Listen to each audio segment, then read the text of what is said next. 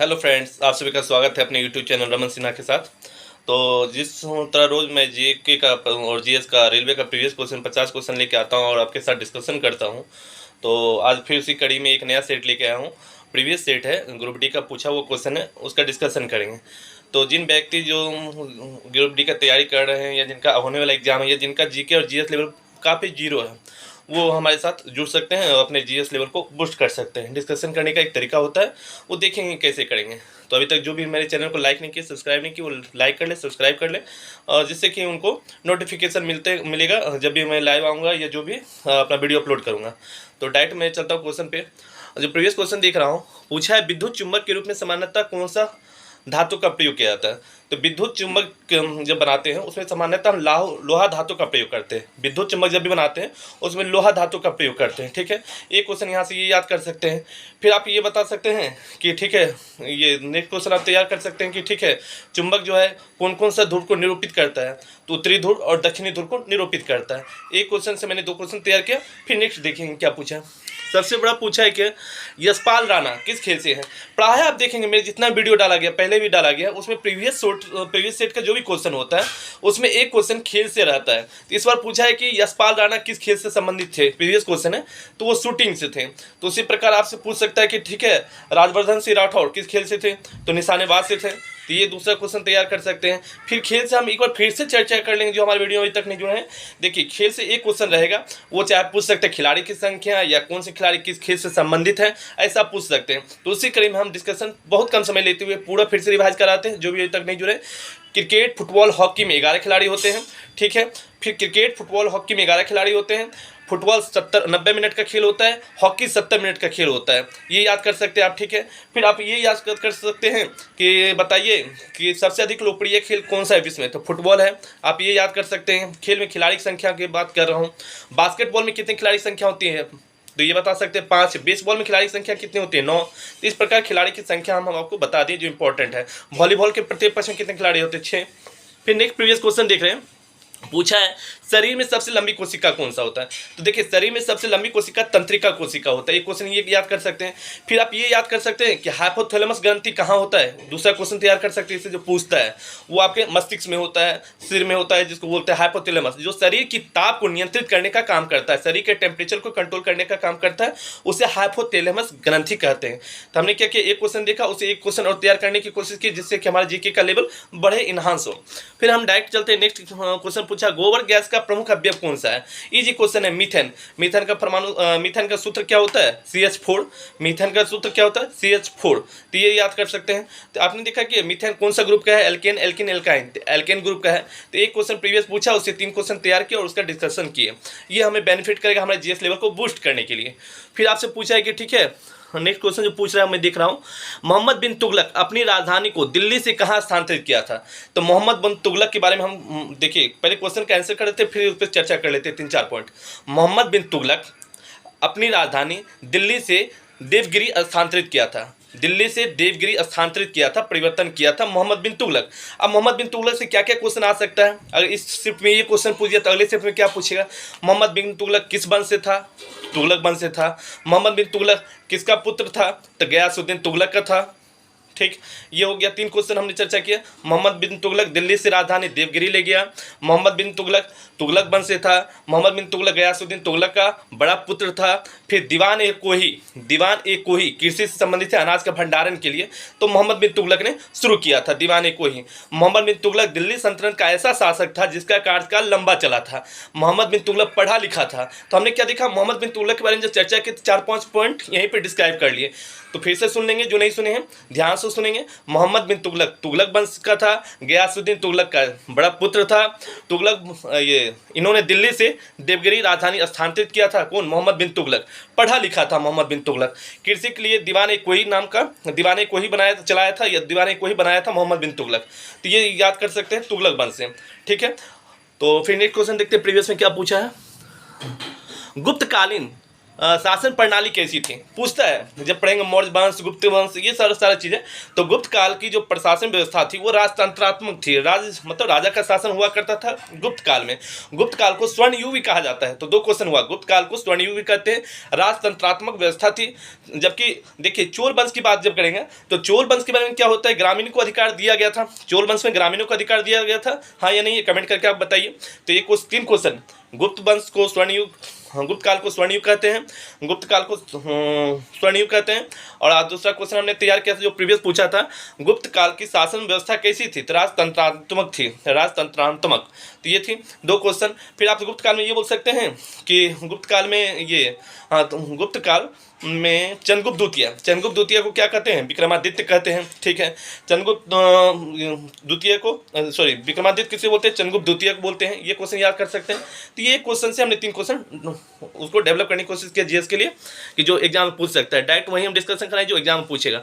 फिर पूछा था कि शुंग वंश का अंतिम शासक कौन था। जब आप शुंग वंश पढ़ेंगे हम टॉपिक में डिस्क्राइब करेंगे, पूरा डिटेल से बताएंगे कि शुंग वंश का क्या कंडीशन था, नेपाल के क्षेत्र में क्या योगदान था, या तराई क्षेत्र में, बिहार के क्षेत्र में क्या उसका मतलब उसका इंपॉर्टेंस था, तो चर्चा करेंगे। यहाँ पर जान लीजिए शुंग वंश का अंतिम शासक देवभूति था। शुंग वंश का अंतिम शासक देवभूति था। इस शिफ्ट में ये पूछ लिया तो दूसरे शिफ्ट में क्या पूछेगा, शुंग वंश का संस्थापक कौन था, तो पुष्यमित्र शुंग था। शुंग वंश के बारे में बोला जाता है कि पुष्यमित्र शुंग जो व्यक्ति थे वो ब्राह्मण के प्रति काफ़ी, मतलब उनका अच्छा व्यवहार अच्छा था, ब्राह्मण के प्रति जीर्णोद्धार था, ब्राह्मण धर्म को लेकर उन्होंने काफ़ी आगे बढ़ने का काम किया। जबकि बुद्ध धर्म के साथ या बौद्ध धर्म के साथ उनका उतना लगाव नहीं था। तो चर्चा करेंगे बाद में। तो अभी तत्काल हम इस 1 क्वेश्चन से 3 क्वेश्चन तैयार किए। फिर नेक्स्ट देखते हैं, पूछा है क्या, ये पूछा है चंगेज खां इल्तुतमिश के शासन काल में किस नदी के तट पर पहुंचा। चंगेज खां इल्तुतमिश के शासन काल में सिंधु नदी के तट पे पहुंचा था। तो एक क्वेश्चन ये पूछा है, आप यहाँ सब क्या बना सकते हैं, ये देखिए कि इल्तुतमिश की बेटी कौन थी, तो रजिया सुल्तान। दिल्ली सल्तनत की पहला महिला शासक कौन थी, रजिया सुल्तान। दिल्ली सल्तनत की पहला महिला शासक रजिया सुल्तान। फिर किसकी बेटी थी रजिया सुल्तान, इल्तुतमिश की बेटी थी। तो ये याद कर सकते हैं, इल्तुतमिश के शासन काल में चंगेज खां सिंधु घाटी के तट तक पहुंचा था, ठीक है। नेक्स्ट क्वेश्चन लेके चलते हैं, जो क्वेश्चन पूछा है, भारत में सबसे गहरा बंदरगाह कौन सा।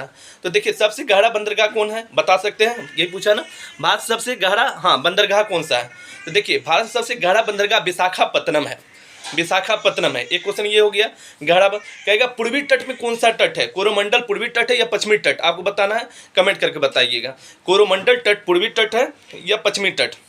जबकि उड़ीसा का पारादीप पूर्वी तट है, उड़ीसा का पारादीप तट जो है वो पूर्वी तट है, ठीक है। तो तट के बारे में देखा क्या कि ये पूछा था, कंडाला क्या है, पश्चिमी तट है। कंडाला गुजरात में पड़ता है, अरब सागर के क्षेत्र में पड़ता है, तो पश्चिमी तट हो गया।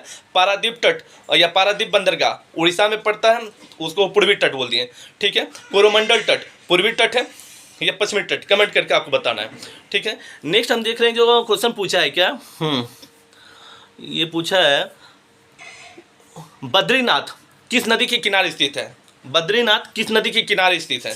देखिए बद्रीनाथ जो है उत्तराखंड के साइड में पड़ता है, उत्तरांचल क्षेत्र में पड़ता है, और अलकनंदा नदी किनारे है। यहाँ से फिर 2 क्वेश्चन पूछ सकता है, भगीरथी नदी कहाँ पर बहती है, ये कहाँ से निकलती है भगीरथी नदी। तो भगीरथी नदी उत्तराखंड में होता है, ठीक, मतलब उत्तराखंड से निकलती है या उत्तराखंड में बहती है, ये क्वेश्चन तैयार कर सकते हैं। फिर देखिए आपसे पूछ सकता है कि हाँ, रुद्रप्रयाग किस 2 नदियों से संगम पे है, रुद्रप्रयाग। तो रुद्रप्रयाग किस पे है, आपको कमेंट करके बताना है। मंदाकिनी और अलकनंदा, ठीक है, मंदाकिनी और अलकनंदा के तट को रुद्रप्रयाग के नाम से भी जानते हैं उस तट को, तो यही याद कर सकते हैं, ठीक है। और ये बता सकते हैं कि मंदाकिनी नदी का भी प्रभाव कहाँ है, तो उत्तराखंड में है। फिर नेक्स्ट क्वेश्चन जो पूछा है प्रीवियस क्वेश्चन में, देखिए बार बार मैंने बोला कि प्रीवियस क्वेश्चन का आप जब हमारे साथ डिस्कशन करेंगे तो आपको पता चलेगा कि सिलेबस लिमिटेड है, लिमिटेड क्वेश्चन पढ़ना है, वहीं से क्वेश्चन राइज होगा, वहीं से क्वेश्चन को आपको डालेगा हर सेट में। इसमें जो मैं देख रहा हूँ कि बार बार रोज सेट में चर्चा कर रहा हूँ, पूछा है कि बंकर शब्द किस खेल से संबंधित है। बंकर शब्द तो पोलो खेल से। जब आप पढ़ेंगे बाकर कप, सर्किट कप, राइडर कप, डनहिल, बाकर कप, सर्किट कप, राइडर कप, डनहिल, ये गोल्फ से संबंधित है, गोल्फ खेल से संबंधित है, ठीक है। बाकर कप, सर्किट Cup, Ryder Cup, Dunhill golf से संबंधित है।